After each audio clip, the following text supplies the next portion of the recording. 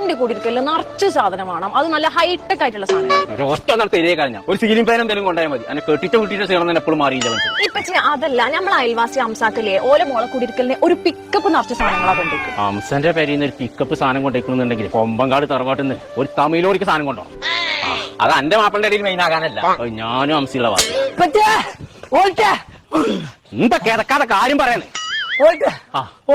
Oxygen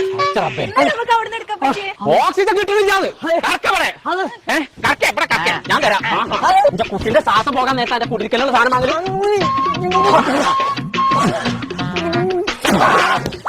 അതല്ല പഞ്ചായത്തിൽ oxygen വന്നിക്കണോന്നാ ഞാൻ പറഞ്ഞേ.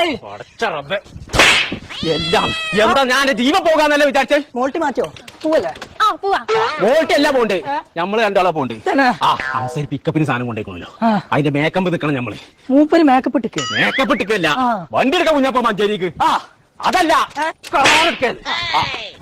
ഓക്സിജൻ മഞ്ചേരി വന്നത് ഞാൻ കിട്ടില്ലല്ലോ. എന്റെ പുതിയാപ്പളുടെ പേര് കുളിച്ചാളാ ഒരു സാധനം വാങ്ങണ്ടാന്ന് ഫുള്ള് കോയേറ്റു.